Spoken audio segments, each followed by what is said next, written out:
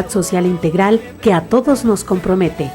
Hoy más que nunca necesitamos trabajar unidos para establecer en la sociedad una verdadera cultura de la vida. Bienvenidos al programa La Voz de los que aún no tienen voz, un programa a cargo del Comité Nacional Provida, Delegación Tijuana. Si quieres la paz, defiende la vida. Comenzamos.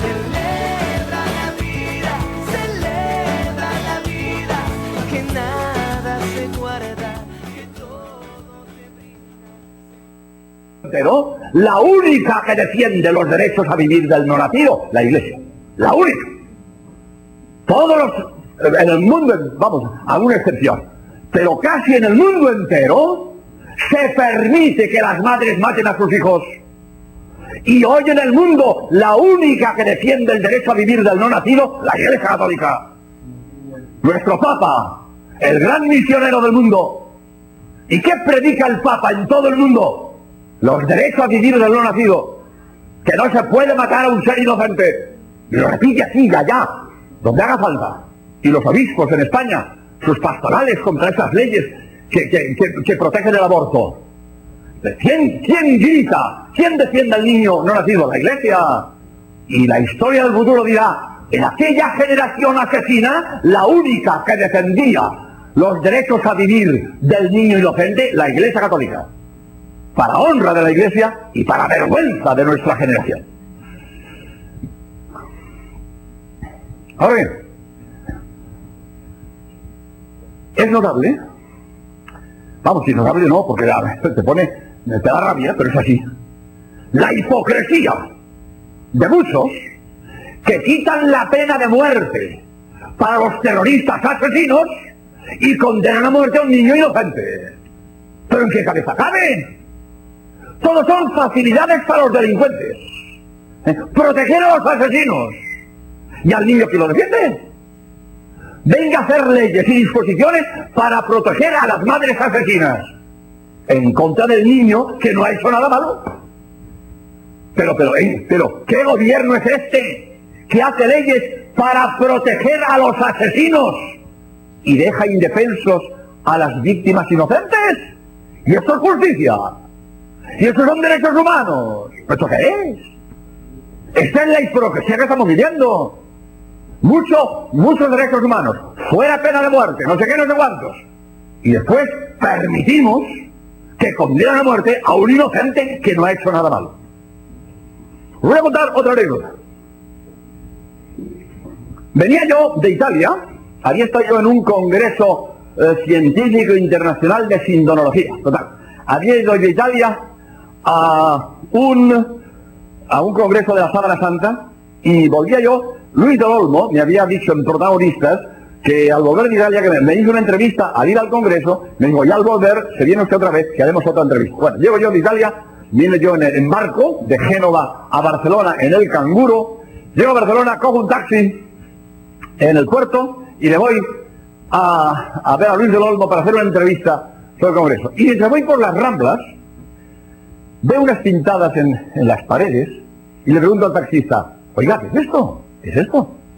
Y me dice, pues que ayer ha habido por aquí una manifestación porque violaron a una chica y apareció muerta.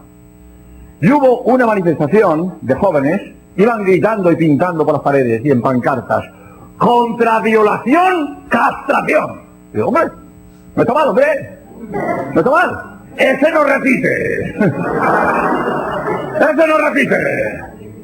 Oye, si un hombre no sabe usar bien de los atributos que Dios le ha dado, que se los quiten, que es un peligro para la sociedad. Hombre, para tener pistola hay que ser responsable, hombre. A un irresponsable no se le da licencia de armas. No puede ser. Sería una solución. En fin, esto que lo cuento en plan anecdótico, porque claro, parece una brutalidad. Esto será una brutalidad, pero más brutalidad es matar a un niño que no ha hecho nada malo. Mucho más brutalidad. Cualquier castigo que se haga al violador Es preferible a matar a la víctima inocente. Esto es de sentido común. De manera que, porque un maníaco sexual viola a una chica, solución, matar al niño. ¿Pero el niño qué ha hecho? ¿Pero el niño qué ha hecho? Para que lo condenemos a muerte, porque ese maníaco sexual ha violado a una chica. Pero es que, dice uno, ¿pero con qué cabeza funcionamos, señor? ¿Pero es posible que hagamos estas cosas? Pues ahí está la calle, ahí está la calle, ahí está la calle. Es como, fíjate, como si el gobierno se dedica a hacer leyes para proteger a los asesinos y deja indefensos a las víctimas inocentes. Ahora todo es proteger a la madre. Para evitar peligros a la madre que aborta, todas son disposiciones. Vamos a ayudar a proteger a la madre que aborta. ¿Y al niño quién lo defiende? Pues son leyes, como si el gobierno se dedica a hacer leyes para proteger a los terroristas asesinos y a los ciudadanos indefensos. De eso no se preocupa. Pues sí, nos estamos luciendo, Nos estamos luciendo. Mirad, yo resido en Cádiz, como he dicho varias veces, y un día apareció en el periódico, en el diario de Cádiz, aparecieron dos noticias yuxtapuestas, mejor dicho, perdón, no, lo he dicho mal. Apareció en el diario de Cádiz una carta al director de una señora que se admiraba, y nosotros también nos vamos a admirar, de que había oído por la radio dos noticias yuxtapuestas, pero incomprensibles, una detrás de otra. Primera noticia: a petición de los ecologistas se prohíbe cazar pajaritos de no sé qué. A continuación, se amplía la concesión de clínicas para el aborto de no sé qué. Digo, oye usted, está muy bien que los ecologistas protejan los pajaritos y las plantas. Muy bien, pero oye, ¿es que un niño no vale más que un pajarito? ¿Y es que un niño no vale más que una flor? Hay mucha campaña de ecologistas para proteger pajaritos y plantas. Y después machacamos a los niños, eliminamos a los niños por egoísmo de los mayores. ¿Esto qué es? ¿Esto qué es? ¿Qué mundo nos ha tocado vivir? Pues en esta diapositiva que vais a ver ahora, yo he pretendido razonar las cosas. Razonar también. Hay algunas imágenes realmente impresionantes. Pero no se trata solo de impresionar, hay que dar también razones. Tenemos que obrar por razones. Y entonces he intentado exponer un texto fuerte, un texto duro, pero un texto bien razonado, un texto lógico y convincente, para que caigamos en la cuenta de que el aborto es asesinato de inocentes y que nunca, como dijo el padre en Madrid, en la Castellana, nunca se puede justificar condenar a muerte a un inocente. Pues dicho esto, vamos a pasar a ver las imágenes y al final tendré coloquio para que todos preguntéis todo lo que queráis. Pues muchas gracias y vamos a pasar ya a la proyección de las diapositivas. Gracias.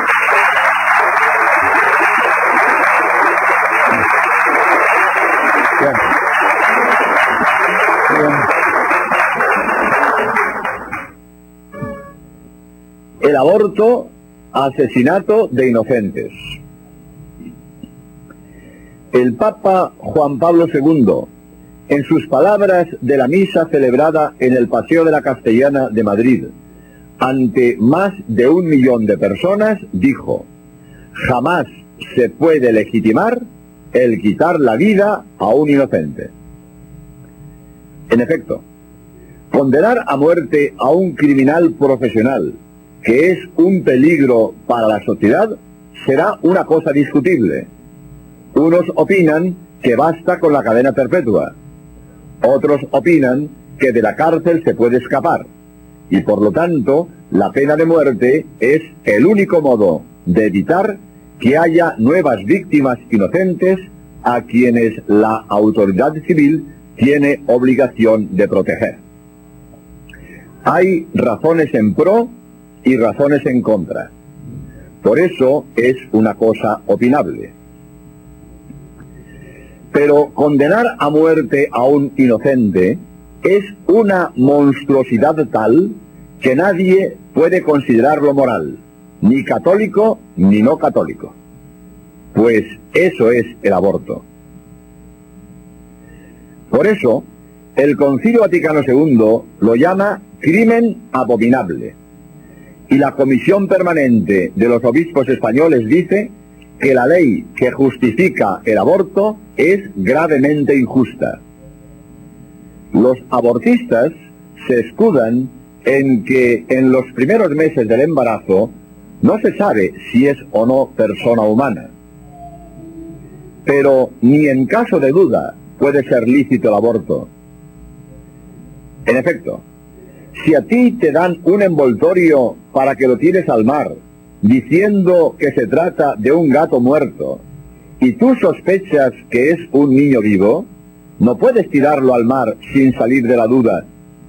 Y si lo tiras con la duda de que quizás sea un niño vivo, y resulta que era así, serías responsable de su muerte. De igual modo, un cazador no puede disparar sobre un objeto que se mueve entre unas matas con la duda de si es un hombre o un animal. Y si dispara sin salir de la duda y resulta que es un hombre, será responsable de un homicidio. Para que el aborto fuera lícito, los abortistas tendrían que estar seguros de que no hay vida humana desde el primer momento. Y esto es imposible, pues los científicos afirman que la vida humana comienza en el momento de la concepción. El doctor don Ramiro Rivera, presidente del Consejo General de los Colegios Médicos de España, dijo por Televisión Española la noche del 5 de enero de 1983, en el espacio Estudio Abierto: para un médico es indiscutible que desde el primer momento de la concepción tenemos un nuevo ser humano. El 19 de febrero de 1983 se reunió en Madrid el Consejo General de los Colegios Médicos de España. En esta asamblea se elaboró un documento que se presentó a los medios informativos. El manifiesto fue aprobado por los presidentes de todos los colegios médicos de España por 47 votos a favor y una sola abstención. En la declaración se recoge una serie de resoluciones y estudios internacionales sobre aspectos científicos relacionados con el aborto, en los que se ratifica la existencia de vida humana independiente de la madre desde el primer momento de la concepción. Lo mismo opina el doctor Jerónimo Lejeune, especialista en el estudio de los cromosomas y una de las más altas autoridades en el mundo actual sobre genética y biología humana, catedrático de genética de la Universidad de la Sorbona de París y director del Centro de Investigación Científica de Francia. Dice: la condición humana del nuevo ser desde la concepción no es opinable, es una evidencia experimental. El Premio Nobel de Medicina, Dr. Alfredo Kastler, afirma: desde el primer momento de la concepción empieza una nueva vida. El feto es un ser humano, un ser completo, con un código genético irrepetible. Apoyando esta idea, dijo el doctor Botella Llucià, catedrático de ginecología de la Universidad Complutense de Madrid, en el periódico Ya: desde el primer momento, el nuevo ser tiene su código genético individual, distinto de los códigos genéticos de los padres. En este código genético está programado ya si esa nueva persona va a ser hombre o mujer, alta o baja, rubia o morena, ojos azules o negros, sus enfermedades, su carácter, etc. El doctor Luis Zamorano, catedrático de Histología y Embriología General de la Facultad de Medicina de la Universidad Complutense de Madrid, ha dicho en la revista del Consejo General de los Colegios Médicos de España: el óvulo fecundado es un ser vivo que pertenece a la especie de sus progenitores. Es, por lo tanto, un individuo completo de esa especie en fase de embrión. Tiene su personalidad biológica propia, es un individuo como puede serlo un adulto de su especie. Querer justificar el aborto basándose en que el embrión o el feto no es un ser humano vivo es muestra de incultura, de hipocresía o de cinismo, cuando no de las tres cosas. Esta confirmación científica de que la persona humana se constituye en el momento de la concepción es lo que ha hecho rectificar al doctor Bernard Nathanson, que ha realizado personalmente 5.000 abortos y ha estado al frente de una clínica en Nueva York en la que durante su dirección se han practicado 70.000 abortos, aproximadamente 120 diarios. En una conferencia que ha pronunciado en Canberra, Australia, en febrero de 1981, ha dicho: ahora veo el aborto como un mal, indefendible éticamente a la luz de los conocimientos actuales sobre el niño aún no nacido. Ese mismo doctor Nathanson, que hoy es catedrático de ginecología de la Universidad de Cornell de Nueva York, dijo por televisión española en La Clave el 30 de septiembre de 1983: hoy sabemos de modo indiscutible que la vida comienza en el momento de la concepción. Y añadió: la ley actual española da pie al aborto libre. Eso es lo que ha pasado en Estados Unidos, que empezamos con una ley similar a la española y hoy el aborto es libre. La diferencia está en que cuando yo practicaba el aborto, no era claro que el aborto fuera un crimen, y hoy es indiscutible que lo es. También dijo el doctor Nathanson: por eso, los argumentos a favor del aborto solo son válidos si sirven para justificar la condena a muerte de un inocente. Dice el doctor Rubio: argumentar que solo cuando llega a su nacimiento o solo cuando adquiere capacidad de viabilidad es ser humano es una absoluta falacia. El ser humano existe con su propia y exclusiva identidad genética desde el primer momento de la concepción. Desde el primer instante de la concepción hasta la muerte, el individuo humano está en etapas distintas de un mismo proceso evolutivo, con solo diferencias morfogenéticas cuantitativas, pero no cualitativas. Hay continuidad de naturaleza entre lo que hay en el útero y lo que después nace. Es célula humana desde el primer momento. Tiene los 46 cromosomas característicos de la especie humana. Lo concebido por padres humanos es humano, aunque no puede vivir fuera del seno materno hasta los 6 o 7 meses. Ya a los 3 meses comienza la actividad cerebral. A los 6 meses ya puede ser viable y a los 2 años podrá hablar, pero siempre en línea humana de desarrollo. Como dice el biólogo padre jesuita Javier Gaffo, profesor de la Universidad de Comillas en Madrid, la realidad que se constituye en la concepción es vida humana, ya que los factores genéticos del cigoto son indiscutiblemente humanos. Los factores hereditarios contenidos en los 50.000 genes del cigoto son los característicos de la especie humana.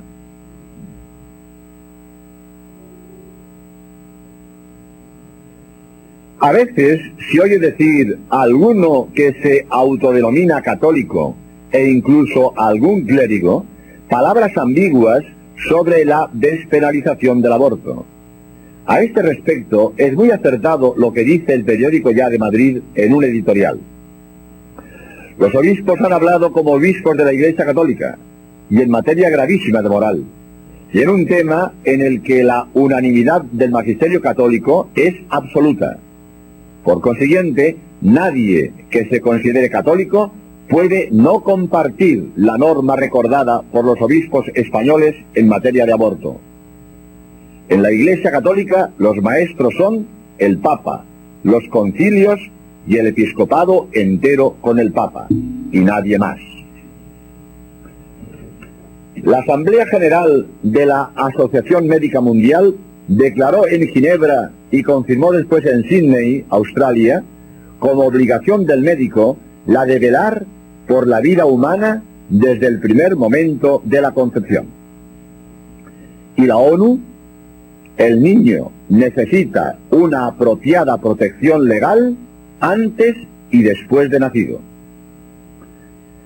La Organización Mundial de la Salud, en un documento que aprobó en el año 1979, invita a los gobiernos que reconozcan el derecho a la vida desde el momento de la concepción, en que comienza la vida humana. La Declaración del Parlamento Europeo sobre los Derechos del Niño, 1980, dice en su principio primero: el niño que va a nacer debe gozar desde el momento de su concepción de todos los derechos enunciados en la presente declaración. El artículo 15 de la Constitución del Consejo de Europa dice que se promueva la defensa de la vida desde el momento de la concepción. El artículo 3 de la Declaración Universal de los Derechos Humanos dice: todo individuo tiene derecho a la vida. La Real Academia de Doctores de todas las academias de España, en un documento publicado el 25 de abril de 1983, ha estudiado el aborto desde los puntos de vista biológico, jurídico, ético y político, y emite su opinión contraria a la despenalización del aborto. Por lo tanto, es claro que desde el primer momento ese nuevo ser es una persona humana. Está amparada por los derechos humanos. Eliminarlo es eliminar a un hombre, un homicidio. Y un hombre que, además del derecho que él tiene a la vida, lleva en sí el derecho a vivir de toda una cadena de otros posibles seres humanos en el futuro. Entre ellos puede haber genios, artistas, sabios y santos. Esa muerte injusta de un niño inocente puede privar de grandes hombres a la humanidad.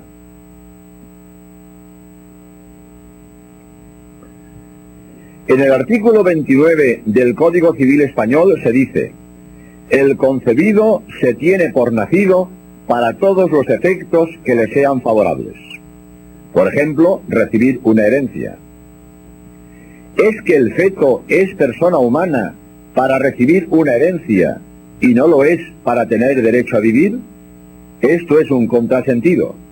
Vivir es el primero de los derechos humanos, raíz y condición de todos los demás, como dice la declaración de la Comisión Permanente del Episcopado Español.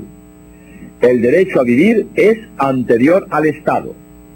El Estado tiene obligación de proteger el derecho a vivir de los ciudadanos, pero no es el Estado quien le concede el derecho a vivir.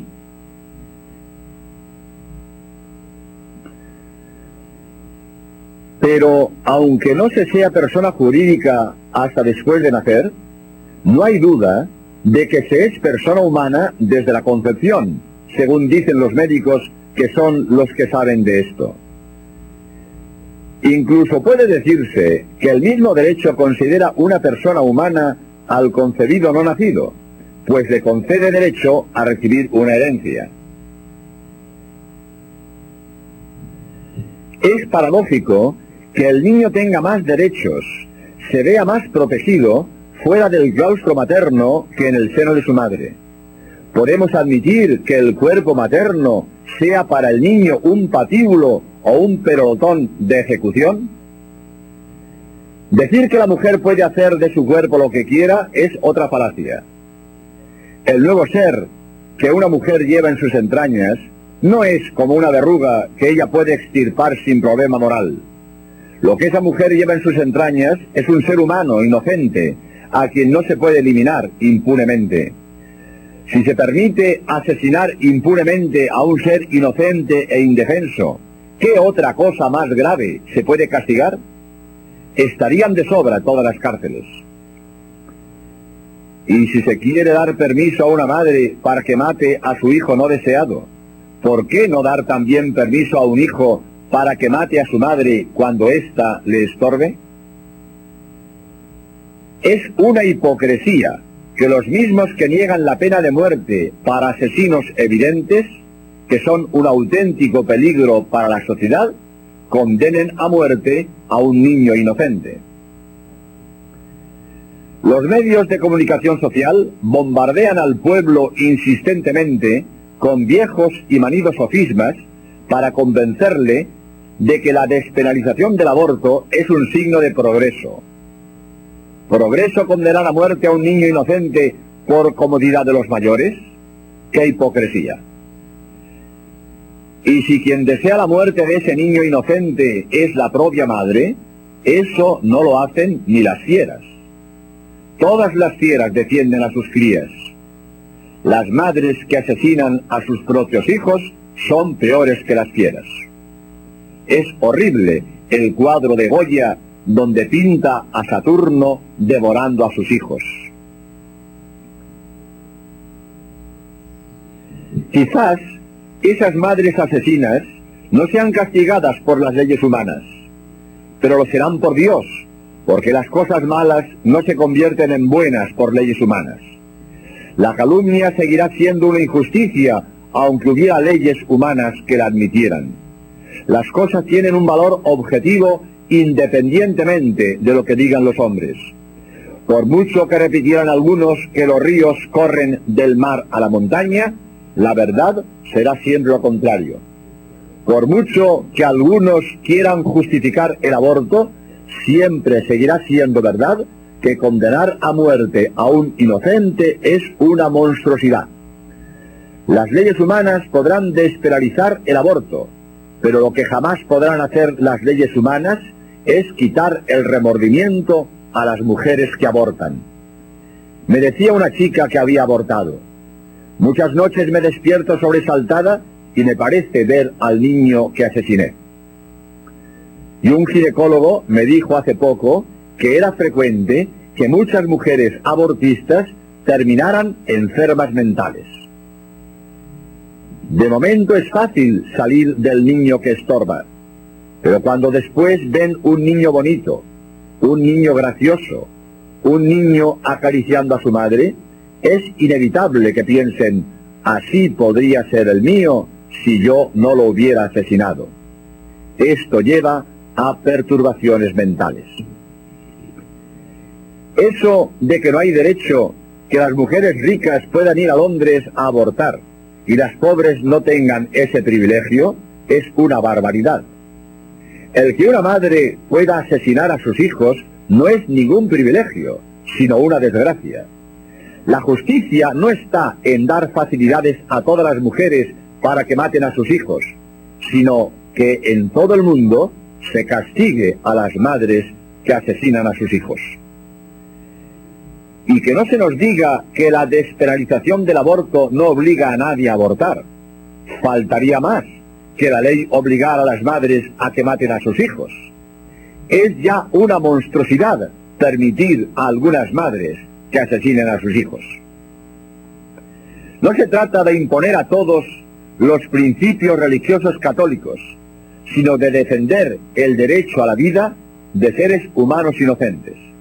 Derecho a la vida que deben proteger las leyes atendiendo al bien común. Se trata de prestar nuestra voz a quienes, por carecer aún de ella, no pueden hacer valer el primero y más elemental de sus derechos. Tampoco podemos decir que si de hecho hay abortos, haya por eso que despenalizarlos. Eso es un error. Las cosas no se convierten en buenas por ser frecuentes. En ese caso, habría que permitir también los asesinatos de los terroristas y los atracos a los bancos y comerciantes. Aparte de que de todos es sabido que se exageran las cifras de los abortos clandestinos para impresionar a la opinión pública. Dicen que en España se dan 300.000 abortos clandestinos al año. Pero los abortos clandestinos son difíciles de contabilizar. En cambio, los nacimientos es muy fácil. Si las estadísticas dan 600.000 nacimientos al año, Es evidente que en España no aborta una mujer por cada 2 que dan a luz. Decir que hay que despenalizar el aborto porque los abortos clandestinos suponen mayores riesgos para la mujer que aborta es tan absurdo como decir que deben permitirse los asesinatos para evitar riesgos a los asesinos. Ni siquiera se puede permitir eliminar la vida de un inocente en los casos límite, como son peligro de muerte de la madre, posibilidad de que el niño nazca anormal o un embarazo consecuencia de una violación. El mismo doctor Rivera, antes citado, en el periódico Ya de Madrid, del 5 de enero de 1983, dice que hoy la técnica médica puede salvar cualquier situación difícil en una mujer embarazada. Y el doctor Rubio, en el mismo artículo antes citado, dice: tanto mi experiencia profesional como las comunicaciones de las más prestigiosas autoridades nacionales e internacionales niegan rotundamente que tal circunstancia se dé en la medicina actual. El doctor don Fernando Muñoz Ferrer, jefe del Servicio de Obstetricia y Ginecología de la Residencia de la Seguridad Social de Cádiz, que ha cumplido recientemente 40 años como profesional de la medicina y ha asistido a unos 60.000 partos, afirma: en mis 40 años de profesión nunca he tenido que escoger entre la vida de la madre y del hijo. El peligro de vida para la madre es solo una excusa para poder justificar el aborto libre. El permitir un aborto cuando se tiene un niño anormal es otra barbaridad. El modo de acabar con una enfermedad no es matar al enfermo. El mismo derecho a la vida tiene el niño no nacido que el ya nacido. ¿Y es que vamos a quitar la vida a todos los niños enfermos o a los ancianos decrépitos?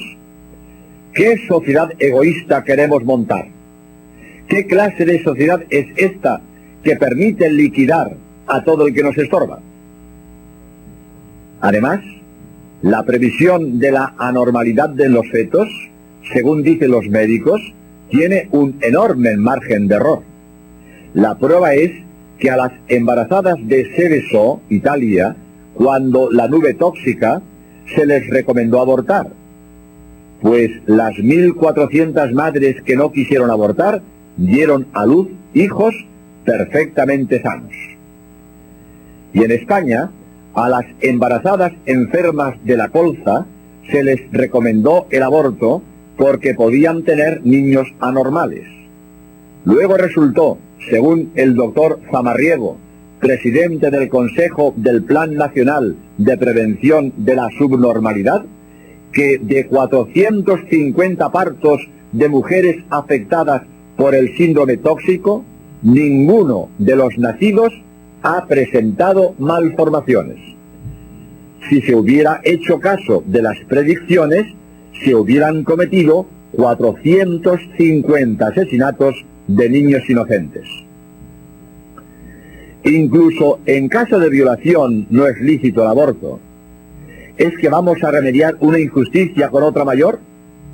Si la violación es una injusticia, que se castiga al violador, pero no condenar a muerte al niño que no tiene culpa de nada. Si el hijo no deseado traumatiza a la madre, puede entregarlo a un matrimonio que desea adoptarlo, pero no matarlo, pues ese pobre niño no ha hecho nada malo para que lo condenen a muerte. La adopción traería la felicidad para todos. Para la madre, a la que se libra del trauma de ser asesina de su hijo, al mismo hijo a quien se salva de la muerte, y finalmente a los adoptantes a quienes se les permite alcanzar la ilusión de tener un hijo. Recuerdo la frase de la Madre Teresa de Calcuta, Premio Nobel de la Paz: los hijos que vosotras no queráis, no los matéis, dádmelos a mí, yo los cuidaré. El hijo no querido puede ser acogido en una asociación para la adopción y entregarlo a uno de los muchos matrimonios que no pueden tener hijos y lo están deseando. En Madrid, la Asociación para la Protección de la Adopción está en la calle Fernández de la Hoz, número 35. Las madres solteras con problemas serán atendidas en Adedida, calle Fuencarral 41, Madrid. Todo católico está obligado a oponerse al aborto con todos los medios legales a su alcance. Así lo recomiendan los obispos en su declaración de la Comisión Permanente. Por lo tanto, está claro que es inmoral, injusto, egoísta y criminal el aborto voluntario. Por eso, el nuevo Código de Derecho Canónico confirma la excomunión para los que provoquen un aborto voluntario. Los responsables del aborto tienen las manos.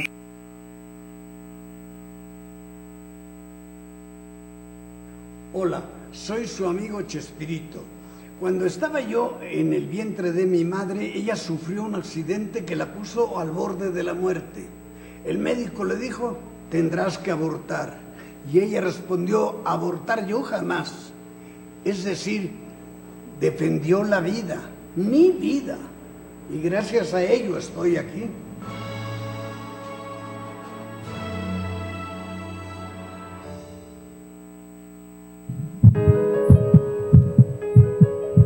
Como católicos, ¿en qué pecado incurre una persona que realiza conscientemente un aborto? ¿En qué pecado incurre?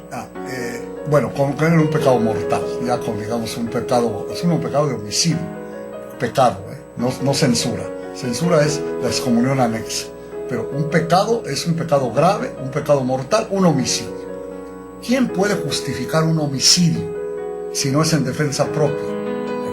¿Quién puede justificar una matanza, verdad? Ahora que tanto nos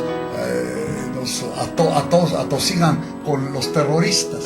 Bueno, pues un terrorista comete muchísimos menos homicidios de los que comete un médico abortista, que deben existir muchísimos, por lo que dice la gente. Todos los días llega con abortos, alguien los tiene que haber realizado, ni modo que vengan los ángeles a hacerlo, ¿verdad? Muchísimos menos de lo que nos admiramos de que hayan matado, qué sé yo, el de Oslo, el muchacho de Oslo 77, y él sus motivos tiene, ¿verdad? Y ha herido a 100, nos parece algo, a algunos les parece monstruoso, pero no se admiramos de que cualquier médico o ginecólogo aquí del Seguro Social, ¿verdad?, de México, de la Ciudad de México, a lo mejor tiene, pero muchísimos más abortos que ha cometido, ¿verdad? Es la falta de respeto a la vida y la falta de proporción a que la vida debe ser sagrada en todos los casos. Si me dejaron vivir, yo elijo la vida.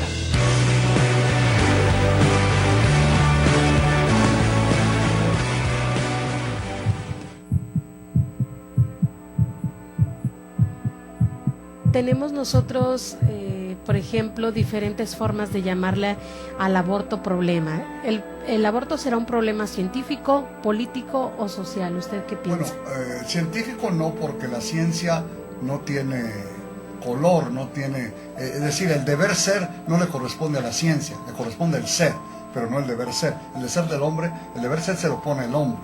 Más bien son problemas políticos, sociales, ¿verdad? En que sean sociales, sobre todo, en que se ha mezclado mucho el materialismo, la increencia de Dios, la falta de respeto a la dignidad humana, lo que causa, y esto lo han causado verdaderos apóstoles, entre paréntesis, que propagan esto. Difícilmente entiende uno, pero los hay. Si me dejaron vivir, yo elijo la vida.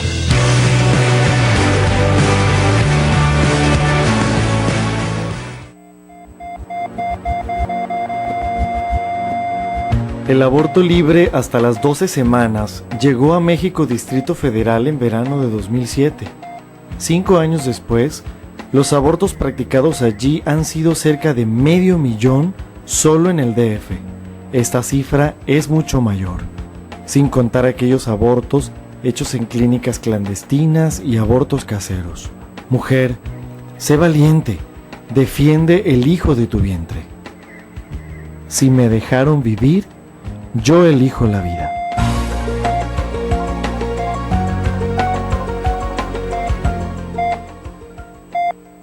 ¿Legalizar el aborto reduce riesgos a las madres? ¿Soluciona el problema social de la clandestinidad? No lo parece, ya que las cifras de abortos solo en el DF aumentan cada año, igual que pasó en España y en todos los países del mundo. 2008, 13.400 abortos legales. 2009, 16.475 abortos legales. 2010, 16.945 abortos legales. Y 2011, 20.314 abortos legales. Cualquier solución, así sea imperfecta, es mejor que la muerte. Si me dejaron vivir, yo elijo la vida.